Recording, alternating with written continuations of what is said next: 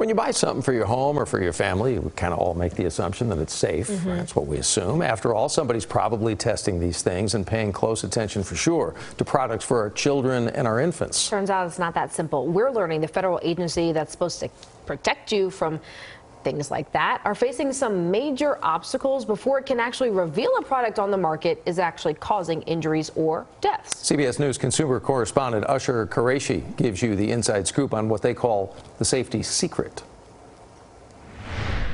He was very playful, always smiling like me, curly hair. I mean, he loved to be held, he loved to be noticed. He was just a happy baby.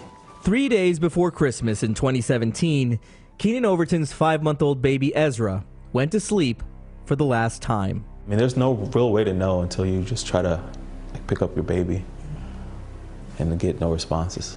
Little Ezra had suffocated in his inclined sleeper. What was that moment like for you? It was the worst day of my life, obviously. I mean, I broke my hand into the refrigerator. Baby Ezra was not the first infant to die in a Fisher-Price Rock and Play sleeper, and he wouldn't be the last. Over the course of a decade, dozens died. Hundreds were injured.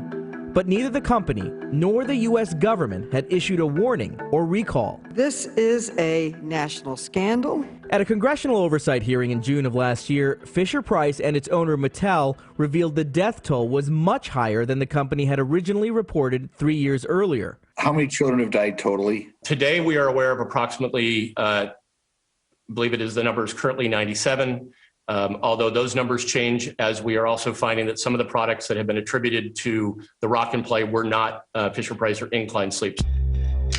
For years, what was happening to these babies was a deadly secret, held inside this nondescript building in a Washington, D.C. suburb.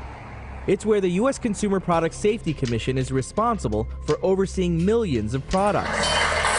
They test and collect complaints, but are often forced to stay silent about potential dangers, thanks to a little-known clause added in 1981 to the Consumer Product Safety Act, Section 6B. There's no other public safety agency that has similar restrictions on them that 6B places on us. CPSC Chairman Alexander Hohen-Sark, appointed last year, says part of Section 6B requires his agency to get a company's approval before it can release any information about a product to the public, including warnings or recalls.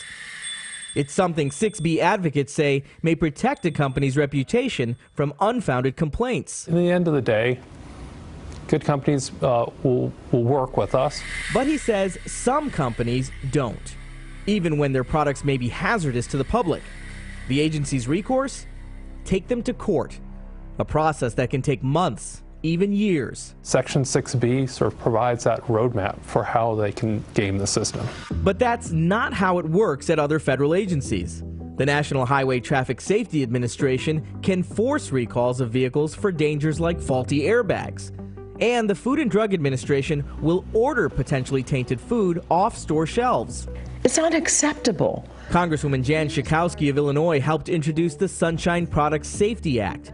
It would change Section 6B to lift what she describes as a gag rule. These are preventable deaths that we see, preventable injuries. A decision was made some time ago to stand in the way of really doing something about it. I think time's up. 10 years after the Rock and Play hit store shelves, bringing in $200 million in sales, details about the rising death and injury numbers were leaked to the public. We begin right now with some breaking news. Fisher-Price has recalled all models of its Rock and Play sleeper. It was only then, according to the congressional investigation, that Fisher-Price agreed to recall the sleeper, allowing the feds to finally alert the public. In a statement to CBS News, Fisher-Price maintains that their sleeper was safe when used according to instructions, and they voluntarily recalled it and removed it from the market. 2, 1. Today, as Keenan and his new fiancée are expecting a baby boy, he says he'll always think of Ezra as a hero. Had he not, fallen victim to that device, who knows, it could have still been on the market today. And it could have still secretly been taking lives because he wasn't the first to lose his life in it. So I'd imagine there are products on the shelves right now that you've gotten complaints about that you can't tell the public about? Because of our statute and the way it operates, if I heard about a product hazard this morning, I couldn't tell you about that. Hospital records show tens of thousands of people are killed in the U.S. and 30 million more suffer injuries related to products each year. But in Texas over the last decade, the CPSC has received only about 300 reports directly from consumers regarding serious injuries or deaths related to products. That's why the agency wants anyone who's seen a hazard to report it to them at saferproducts.gov. Your reporting could help trigger an investigation that leads to a warning or recall. I'm Usher Qureshi, CBS 11 News.